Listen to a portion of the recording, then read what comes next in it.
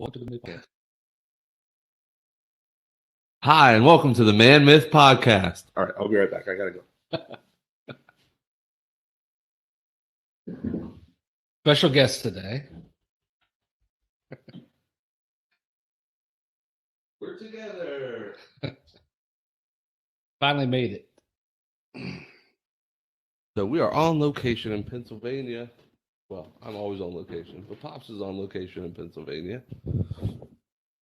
Got to head up and see the family for a few days. It's been beautiful so far. some kind of a sports thing going on tonight. I can't remember what it is. We have soccer. Well, we have Grayson has baseball winter workouts today, and then Xander has futsal, and then Grayson has futsal tomorrow. Futsal? It's like 3-on-3 soccer with a little different ball. It's still a soccer, it's still like kind of a soccer ball, but okay, it just looks a little bit different, or it's heavier or something. I don't remember. It'd be fun. Yeah, it's fun watching Z because he goes to town and a bunch of his friends play. So look, new T-shirts too. Oh yeah, T-shirts, the Man Myth T-shirts. We'll send some pictures out. Yeah, we got some more. We got to take some pictures. Okay.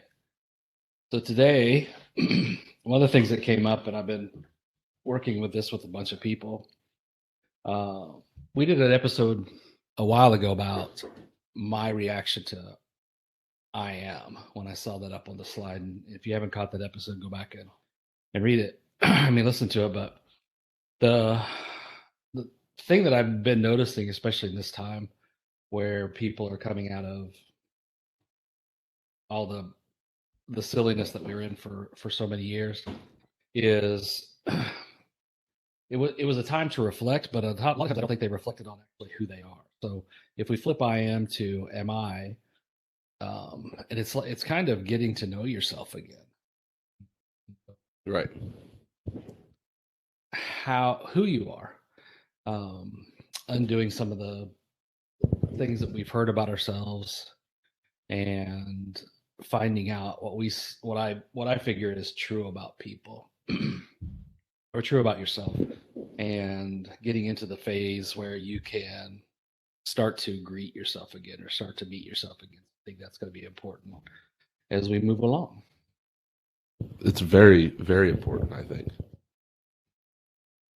Because you've done a lot of this work over the last probably 10 years at least. And I think that's amazing to see the change in you.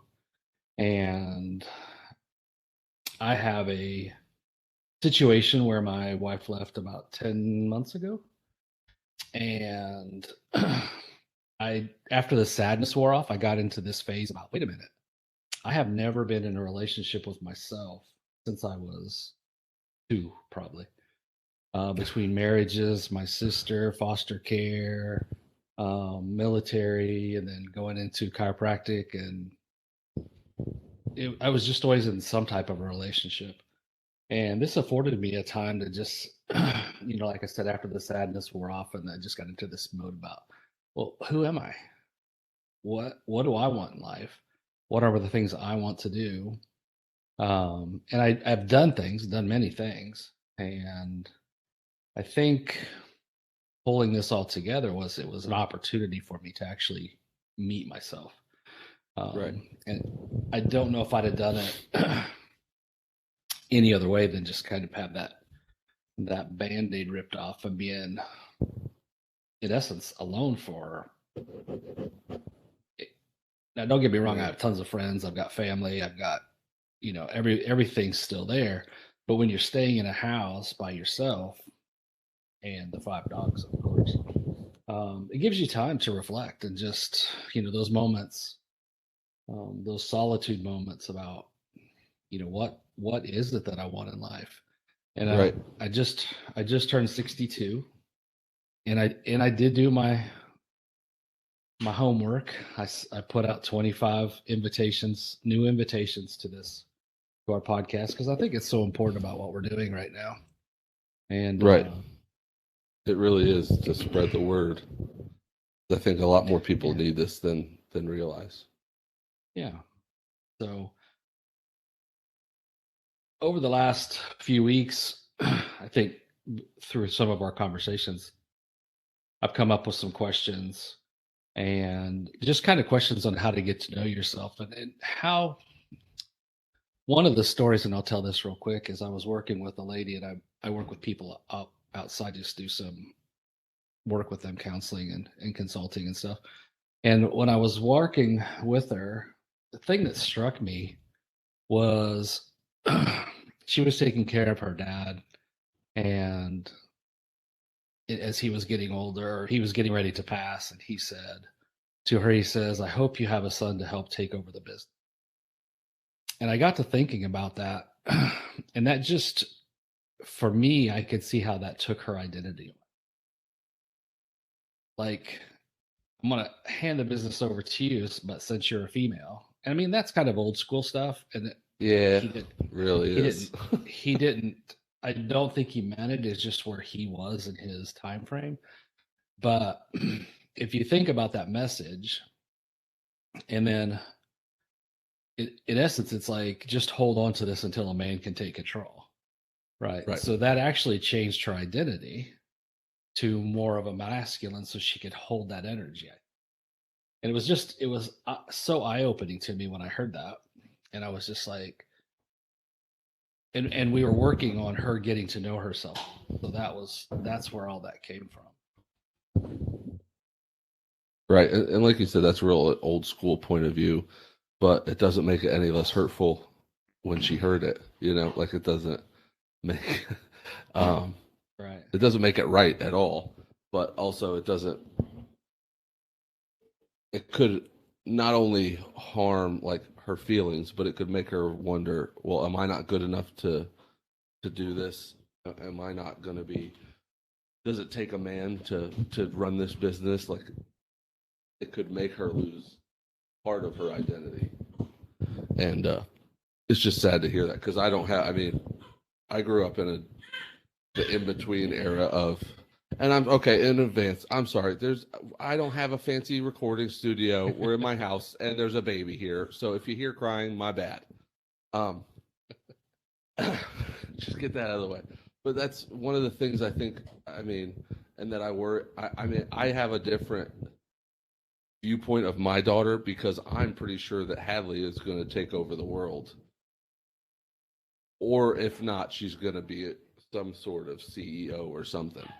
But it's just to hear that. Well, I hope you can keep he was pretty much just saying, keep this up till a man comes along that can help you. Like, no, you'll be fine. You will be fine. And especially in that situation where she was taking care of him, she was in the nurturing state and trying to make things better for him. And then when that happens, and she didn't even think about it until, things have happened. Excuse me. Things have happened that you can see what effect it's had, but it also was a thing where she didn't really know what was the cause of it. And a lot of times when we go through things, especially when you and I are looking at things, we look toward the cause of things and see what's at the core. If we can fix that, or if we can change that, or have people see it and fix it themselves, then that gives them the tools to actually fix 20 other things in their life, let's say. Right. Well, and we always talk about toolbox, toolbox, toolbox. And people might just think, oh, well, here they talk about, but it's true, because if you have the tools are multi-purpose. It's not just for one scenario. It's for you're going to be able to, we want people to have the right tools to be able to deal with a multitude of problems and scenarios that come in your life. It doesn't do any good if you have one tool and that's it. And when the way I was, especially in chiropractic, the way I felt things needed to go was, you could treat symptoms all day long, and there's a lot more symptoms than there are causes, because one cause can cause 10 symptoms. and it's more profitable to just band-aid the symptoms all the time.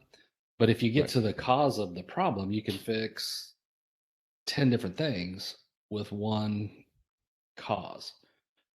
Right. And in the emotional side of things, or not, let's say not getting to know yourself, just that one thing where it took her confidence away, that she didn't even know that it took her confidence away until we started working with it. And then she felt the emotion behind it and all the stories and everything that's happened since then that could actually affect a lot of things in her life. So if we can go back and help her work with that core issue, then it kind of moves all kinds of other things into perspective. Right. So, and the fact that a lot of people don't even know what's causing it. If it's a childhood trauma that they have blocked out. And one of the things that was interesting, I was listening to a podcast on the way up here, actually, and they were talking about childhood memories and how many people don't have childhood memories. And I know you have some, you don't. And it has to do with the type of stress or trauma, or like not being present when those things happen. And I know with Sis and I, there's certain things she remembers, and I'll say, "Do you remember when this happened?" She goes like, "No," and I'll say, "Do you remember when that happened?" She'll go like, "No." So it's it's very common. It's a lot more common than what I thought. But we block those. Sometimes we just block those things out because they don't make sense, or they don't service at that point, whatever it is. Sometimes it could be traumas. Sometimes it doesn't have to be. It just, there's no rhyme or reason to it. So it's interesting to see how that works. Right.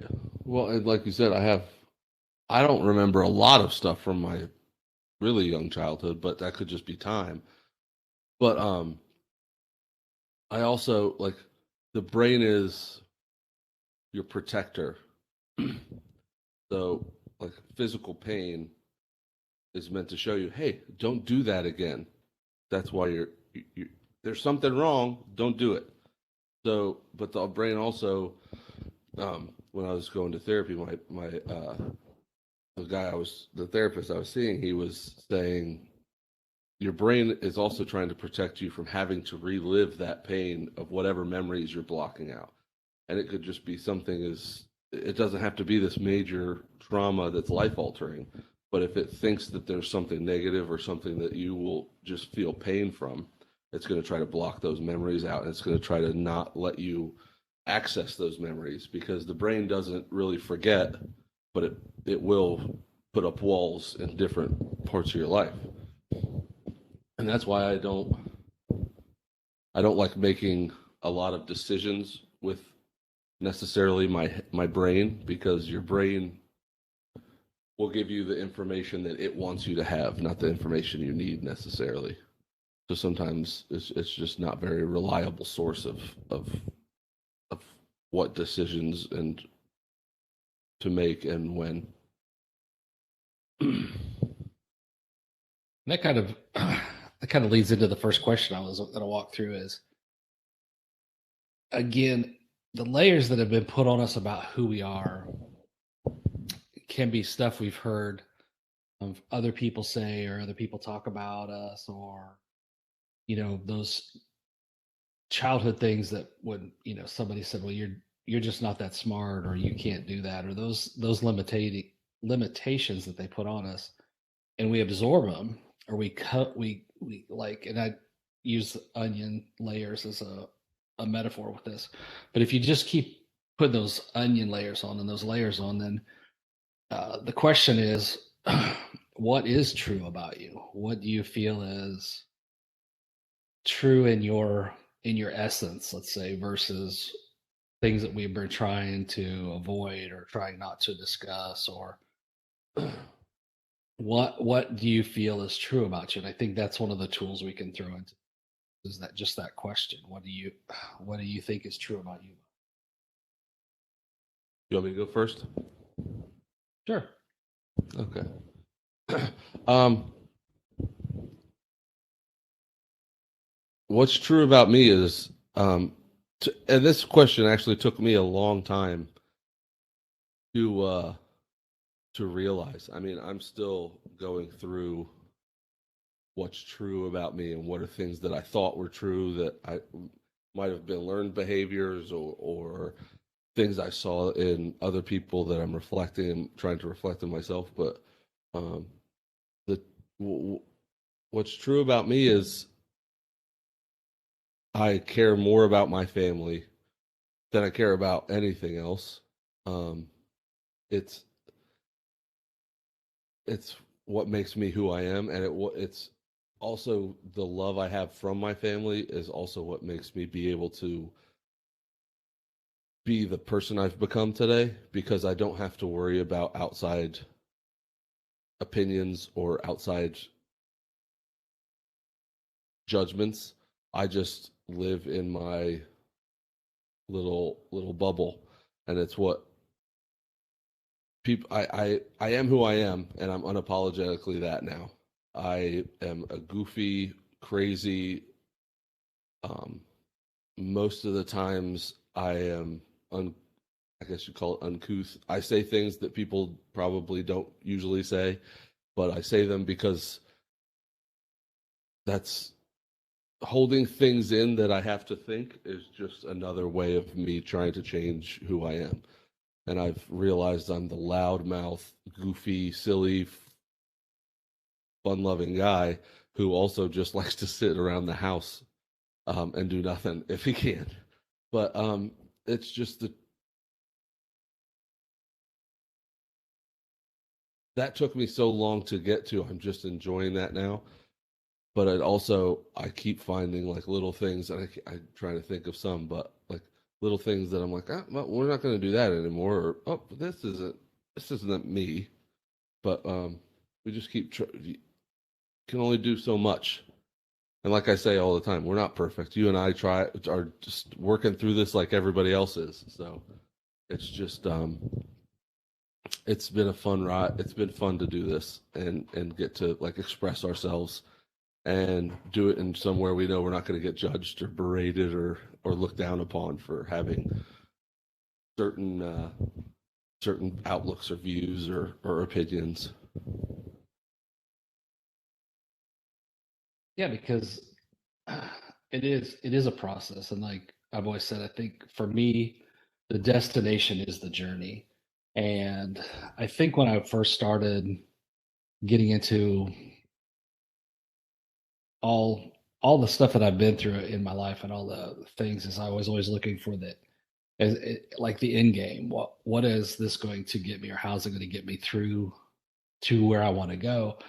And I started off very young as being the protector, um, and that was I thought that was kind of my role. I was always strong. I always had to um, be in control, that kind of thing. And I think when I even raising you kids, I was more of the control. Things had to be a certain way, um, and I don't know if I let the express you guys express exactly as much as you could have, which I'm glad you are today. Um, but that's just what I knew and what I was. But when I think what's true about me, and I think for me it's just I really like to be kind.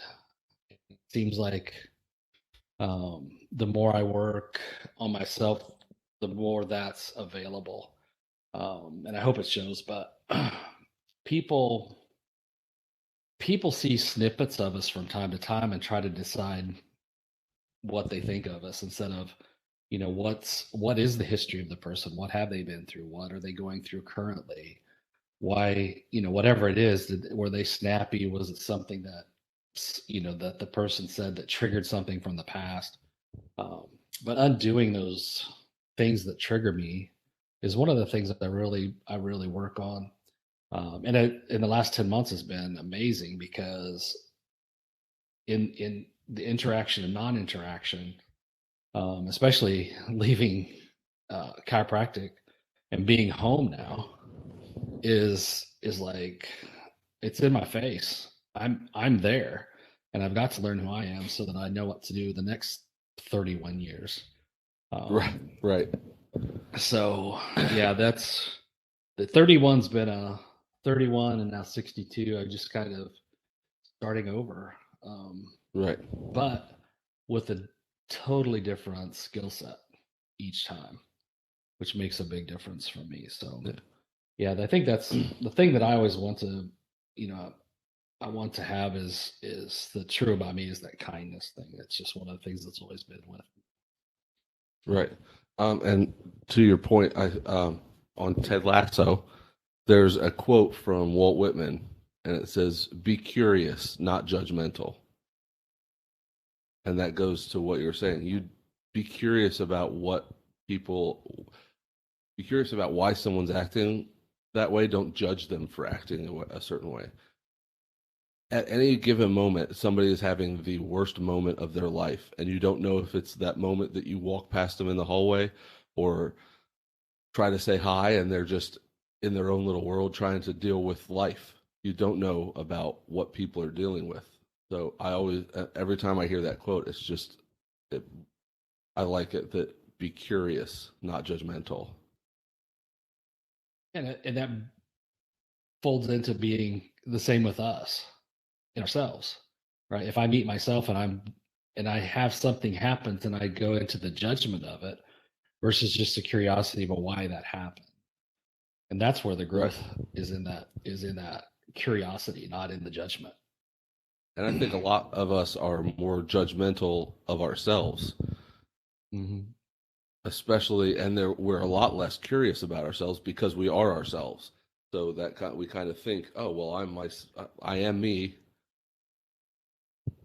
What I am me. Why would I be curious about something? But we can't dig deeper into what's making us feel, act, say the things we do until we are curious about why it's happening. That's going into the cause and the curiosity and just trying to again not judge it but just sit with it, be with that little person that was hurt or angered, and that's what's showing up, you know. A lot of people that I work with are working with their inner child or their younger version of themselves, and it's interesting to talk about how that affects the adult and the things that weren't Right. nurtured or weren't, and we can do that ourselves now as soon as we've had the curiosity and we have the connection and the courage to actually do Right. something like that. Yeah, definitely. It's just it's a hard one for sure to be less judgmental of yourself than you have been for well, for me 30 something years, you know? That's what when we talked about this podcast topic, I think that's really where this is going, is learning yourself and figuring out why your whys, and Right. not just a certain why, but all the whys. So the next thing was the question was, and this is easy for me in the hustle and bustle of today's world. When do you get time to meet you? For me, currently, it's pretty much 24/7. Which is great. I mean, this is like an accelerated course in Right. what that kind of so, This is all so in. how about you? Do you make some time for you? Um, I try to. It's hard for kids and sports is that right now we're not doing too much sports, so it's a little easier. But also I've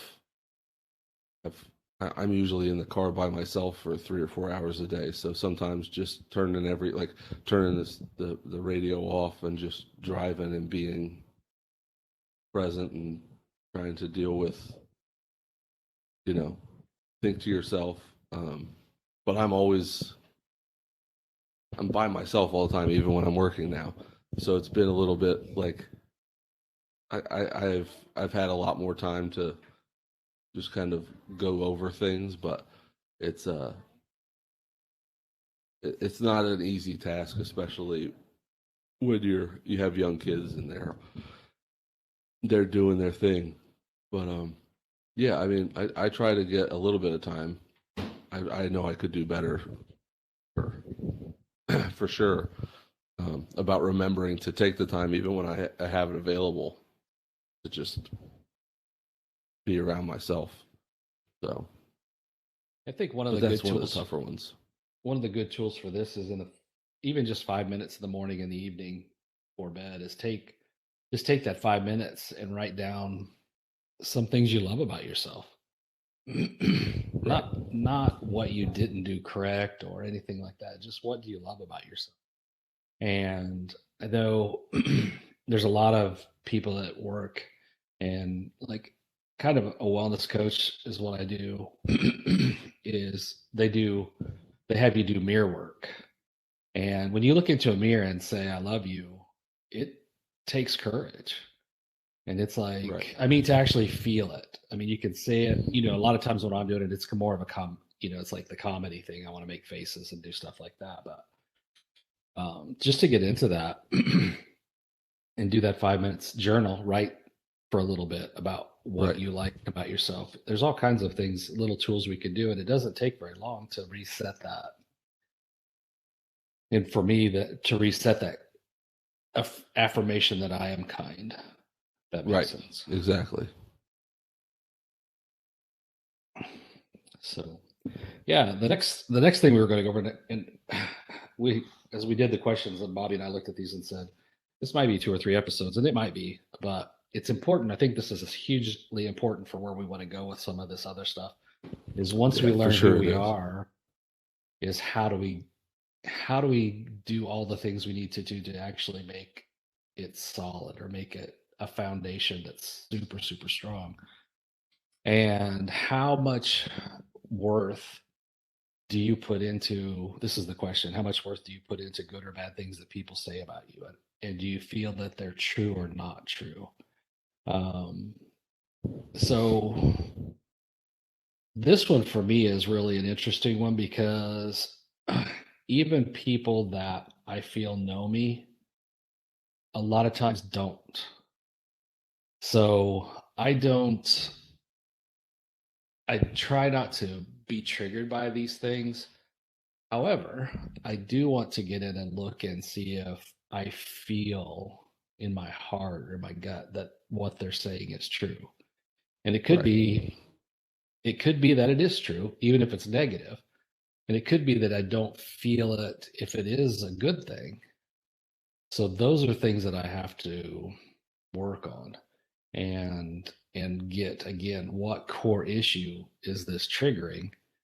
Somebody says, "Oh, you're a good writer," or you draw well, and then I'm in my brain, I'm like, well, I go into this thing about how much, or how many other people could do so much better than I do, instead of receiving that from where Right. they're giving it. And I think people too much focus on when people say bad things versus good things. Um, for some reason, in our way we're brought up, is those negative things are so much easier to receive. Right. And I think that's something that we need to turn around too. Yeah. That's for sure. I think I could probably pay more attention to what people say about me, good or bad. Um, but I see what you're saying about when you get a compliment, you'll compare yourself like, oh, this person would be better or this person. But it's easier to, I think, like you said, it's easier to say that than to fully accept what the people are saying from where they're saying it, because they're not comparing you to anybody. They're just comparing you. They're just get like they're just appreciating a thing that you do well, or that they showing you that they appreciate something you do. They don't care about anybody else. They're just giving you that affirmation from them.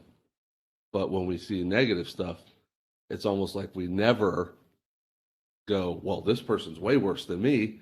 This is way worse than me. I could be better. Nope, we just automatically absorb all of that. And I mean, the energy that I used to put into trying to fix the things that people said were wrong or bad or negative about me is just I could have literally powered a rocket with the amount of energy that I wasted on these people that didn't really have any impact on my life. They didn't really, like you said, they don't know me that well. They don't really care about me one way or the other. And I literally would just waste hours trying to be like, oh, well, I have to do this better. I have to do that different. I have to do this different. And now, yeah, I appreciate hearing good things about myself. But every single time somebody says something negative about me, I just kind of chuckle and I'm like, well, because I can't just, I don't, most of the time, if somebody's saying something negative and it's in an unconstructive way, they're not your friend. They're not trying to make you feel any. They're just trying to bring you down, and that's all they're trying to do. But sometimes people say negative things, and excuse me, that's their truth, and that's really how they feel. Now, if it's something I've done to them that they say I've done to them, and that has made them think negative of me, well, then maybe then I need to focus on that to try to see about fixing what I did to them and why. Because most of the time, I'm sure I do negative stuff, and I don't even really mean to be negative. It's just me. But yeah, I've done a complete 180 when it comes to that and trying to accept the positive and dispel the negative, because positive energy coming into your life is never a bad thing, even if it's from someone you don't even know. Negative energy coming into your life, even if it's your best friend, is not a good thing to have. So you need to either, if it's someone that you care about, you need to get with that person, figure out why the negative energy is coming that way, and then try to redirect it or fix that problem. And then, but if it's somebody that doesn't even know you, I mean, I'm sure I walk down the street or I'm on a job and people say stuff to me that I don't even hear, and you can't let that negative energy go into your life and take over. It's a slippery slope, and it's not one you want to go down. And I think there's a place too, and I've gone over this with a couple people the last few weeks, and this has come up, is a lot of times you'll have that friend that will give it to you straight. And that's not negative, right? If we take Right. that negative, then that's a core issue that we need to work on too. But if it's somebody that just says, "Listen, dude, you're being a butt in this situation," then that isn't a negative thing. It's just like the guy calling you out or the girl calling you out. This isn't right. That's I don't mind that at all, because it is one of those things that we may not see it that way. So it's good to have that friend call it out, but we can't drop that into the negative state of things. And if it does, like I said, then we have to look at why that is. What's the core issue on that? Yeah, for sure.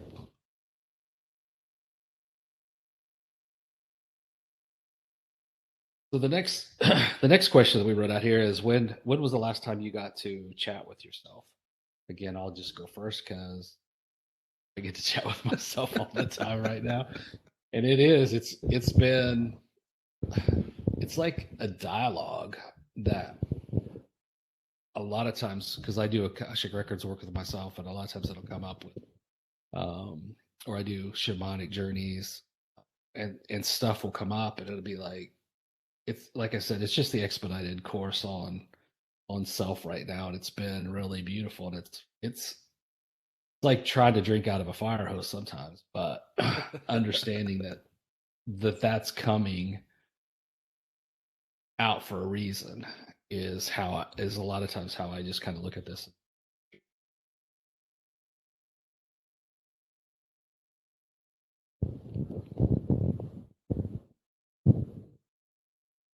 How about Yeah, you? right. I mean, I talk to myself. I think I have a chat with myself too often sometimes. Um, especially especially recently with and in a different way, but it even like this weekend being with you, having you here has been awesome. But then I sit here and I'm in the back of my mind going, okay, this has to this. I have this to do. We have this to do. I have to do this on Monday. I have to do this at work. I have to do that. Like, um, there.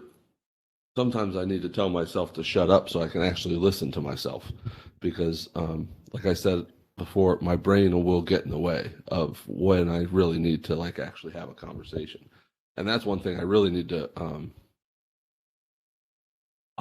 work on is having a chat with myself, like a meaningful sit, like just kind of taking time to check up on myself. I do not do that enough, and but then again, that's why we do this. That's why. So if I didn't have you showing me or like showing me these tools, I would never be even think, oh, hey, you know what? Maybe sometimes I just need to shut my brain off and have a heart to heart with myself. Like instead of having this just constant internal dialogue of things that need to get done and things that I have to worry about, just shut that down and get to know me again. Yeah, and that's like you put a perfect example out there. Is there's a way to do it that is like, okay, I have to be present. I can't be in the future because thinking of all the things I got to do, and I can't be in the past thinking all the things that I could have done or should have done. Those kind of things. You have to come right in the center and be in the present moment, and just say, Right. okay, how am I? How do I feel? And if it is overwhelmed, then sit in that for a minute and say, okay, what can I do right now in the present that helps that? So it might just be Right. make a list of things that you have to do.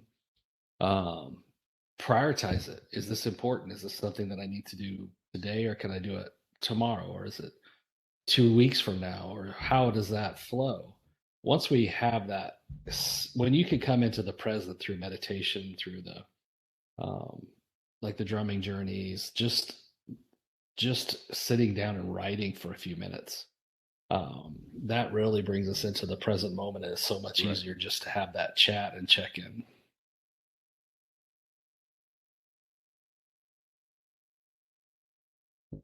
Sweet. I think we're giving some good content. Um, Oh yeah, we always when do. one of one of the things that I won't go into the dark question. We'll use that for the second part of this, because I think we need to throw a little bit more tools in there. So over the years, um, I've had a lot of changes, and not just changes in lifestyle, careers, all that stuff, relationships. It's all come at me. But it was funny because I used to sit down and people ask you questions like, what's your favorite color? What's your favorite hobby? What's music do you like? What's your favorite food? But we never ask ourselves those questions. And I think that's again a part of getting to know us.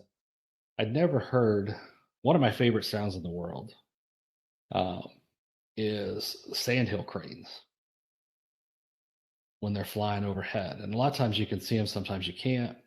But it's just, I don't know why it is about that just makes me smile no matter when it is. And like our house is right in a flight pattern. And Okay. I'll be out doing something, and all of a sudden, I don't think I've ever been in the flight pattern of them before. I just never noticed. The more I connect with nature, the more happy I am. And Right. the other day I was out and I was walking through some things that were happening that aren't in what I would say a good thing right now. Of course, in the long run, they will be. But I just walked out on the back deck and heard the sandhill cranes, and I was like, okay, All thank right. you. We're Right. good. We're coming back. Give me a Yeah. big smile on my face. and I look down in the lake and there's an otter playing. It's just like that brought me right back to center. Hmm. And so when I say, like what is one of my favorite sounds, that is. So how about you? What would you say one of your favorite sounds is? Honestly, Yeah. uh, well, we both know I'm a car guy. I love cars.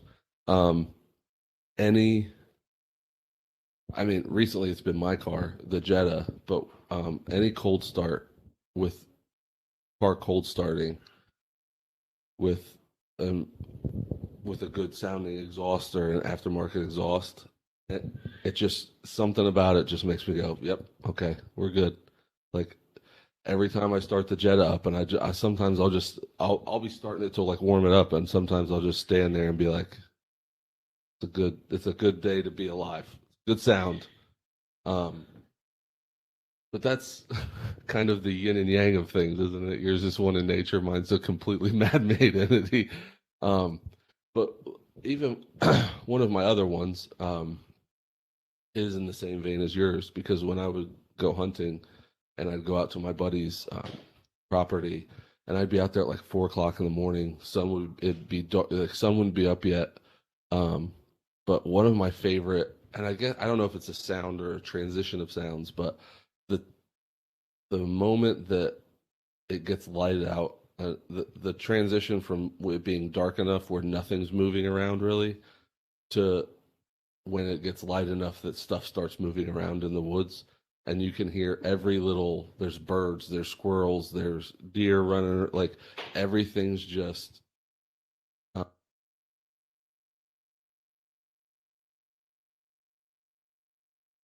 everything's just like coming alive. And that transition of sounds, like hearing the world come alive in the morning when you don't have there's no cars, like it's just peace. And that's also one of my favorites. So I'm a both sides of the spectrum there. And like for me, it's muscle car, right? Right. That if it's an engine sound, I want to hear. I don't want to hear a tuner, right? I want to hear that vibrational, Right. You want to feel it in your chest. right? That's kind of how I. That's interesting. And the other thing was, it's funny because I used to say like, "What's your favorite color?" Well, it's it's generally orange, but it really now it depends. I don't have like it could be the green of the grass or contrasted. I just don't really have a color that is not one of my favorites anymore, if Right. that makes sense. Well, no, yeah, because it does depend on the context, because you can find a beautiful color anywhere. Like I like orange too, obviously. Yeah, Both they're have orange on. oranges. Um, but Tiffany blue is another color that I just find like I find stuff that's Tiffany blue and I look at it, I'm like, that is just a beautiful color. And it's a color I never probably paid attention to before. I've probably seen it my whole life, but until the last like 5 or so years, I've never really paid attention to it. And I mean, it's a beautiful color. But like you said, there's not one that I can't really say one color, because even if you say orange, there's the orange of the fall leaves. Um, there's my daughter talking. Um, but like, there's just so many different colors that show up in unexpected places that you can be just think of colors beautiful. Yeah, that's I think when we for me growing up, it was always you always had that moment where somebody was interested in you to actually limit and not that they were limiting it, but I limited it to one. Or it shouldn't, like food or hobbies. um, why should it just be what's your favorite whatever? Because it could be 30 different foods, or Oh yeah. depending on your mood, or I think some of the old conversations that I used to have with other people, even some of the things, people were like trying to get to know you, and but it also limited for me, and not knowingly, but now as I get into things more, it'd be like somebody come up and say, "What's your favorite color?" And I'm like, "It just depends." Right? Right. There's so many. I don't Well, have a limit on the number. right. And food's that way with me, especially because I love food. There's not a lot of foods I don't love. Onions can just disappear. They can, I don't need an onion. Um, but everything else is fine. um, but like, there'll be days when like last night, we went out to a Mexican place, and that's literally one of my favorite places to eat. But sometimes I don't feel like having that. I don't want that. I just want like a good burger or something. It all depends on how I'm feeling that day. I can't tell you a favorite food I have. Right. But Couldn't tell. I couldn't tell them that now at all. that's getting into the present moment and not in the past as much. Or a lot of times it's trying to say the right thing. Um, because if you were a dude, if we're going into the man myth thing, and your favorite color was pink, right? And Right. somebody asks you, some guy come up and ask you what your favorite color was, you wouldn't say any pink is really good. Right? Right. So again, in the whole scheme of things, that would be a lie to ourselves and a lie to them, Right. but in a protective mode. And then again, that can be a core for other things. Because once we open that gate about what other people think about us, which is what, a lot of times you and I are both working on, and hopefully the people that are listening, is why not? Right. And if you're in a conversation with, you think somebody that would judge you, then it doesn't really matter. That conversation doesn't matter that much anymore. Exactly. If somebody's just going to judge you off of especially off your favorite color, they don't need to be in your life. They don't need to be around. Um, but also, I mean, I feel like as men's a little tougher, or young, like the boys. Grayson's favorite color used to be pink. Now, when you're 3 or 4, you have a favorite color because life's Right. that simple. I get that. But his favorite color used to be pink. He used to want us to buy him pink shirts. He used to do all this stuff. And people would say, you can't like pink. You're a boy. Well, that doesn't have anything to do with the color. What does that matter? And he would love when we got him a pink polo. It was his favorite shirt. Yeah, But that comes back to that conversation I had with the lady, right? I hope you have a son to take over the business. So it's teaching Gray at some point, society or how things are affected, is teaching him not to actually be himself, right? right, Like, okay, if you like pink, you can like pink until you're 5, and then people are going to start judging you for it. exactly, and that's not what life's And that about. shouldn't be how this. No, that isn't how this should go. Especially with a dad like me who will just go buy an entire pink outfit just to prove people wrong. I got spare time. It doesn't matter to me. I will do it. I'll go buy an all powder pink tuxedo and wear it for 2 weeks straight. I don't care. Yeah, that was. I had that in. Let's see. It's been when I was 17, 16 or 17. Of course, back in the 70s, it was big colors. Well, yeah, that was how it was when you were. But it was like I had this white. I had this really bright pink shirt with these pink, gray, and plaid pants. I mean, that was just rocking it. And I never even thought about it No. until you talked about gray. I was like, oh man, but that's But I was always the weird kid when it came to fashion too. I mean, I used to wear 2 different shoes to school,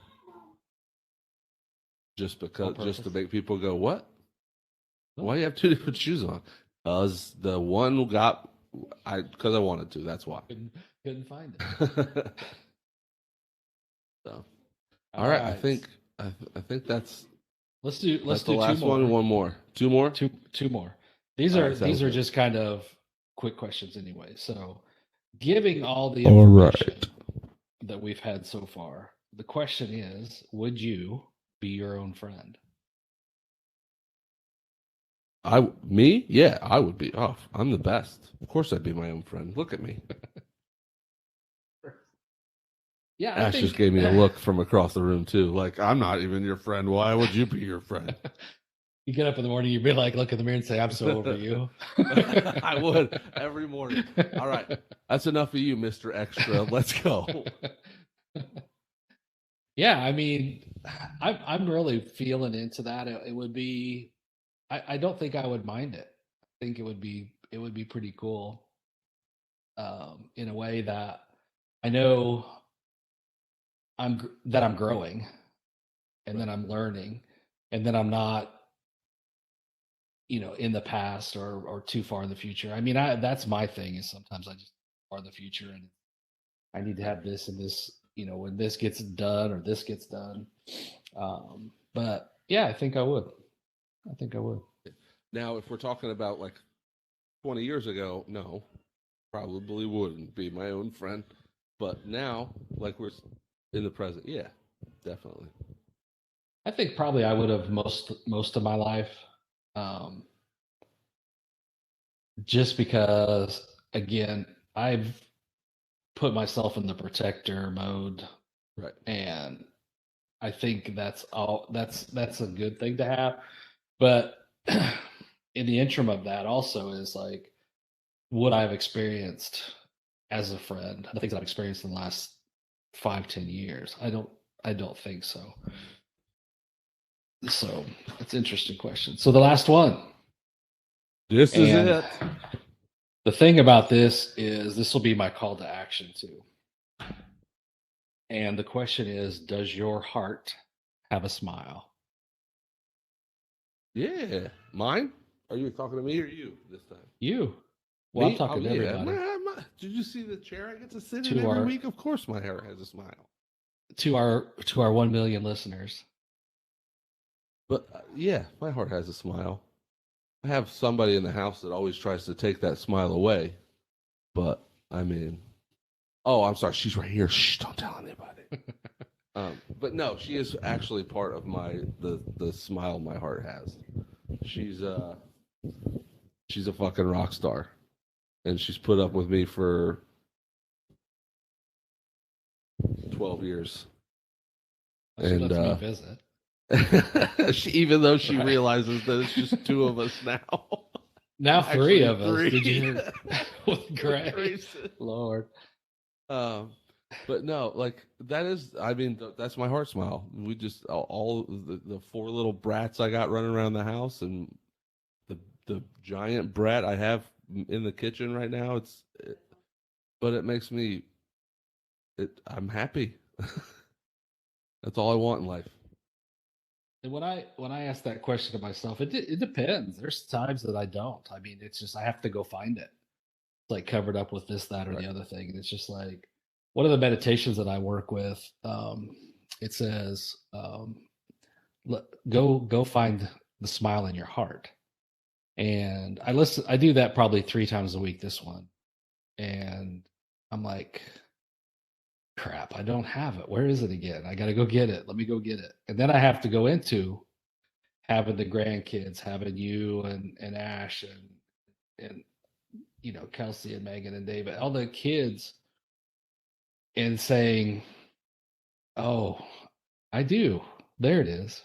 Right? Sometimes I have to go find it. Just being honest. Sometimes I don't feel like it's always there, but that's another thing that I'm working on. Right. Why does it go away, and why isn't it there all the time? And it's just when I work through crap, which I have been at least last year to 2 years, pretty heavily. Um, it hides sometimes, and I always know it's Right. going to be there. It's always going to show up.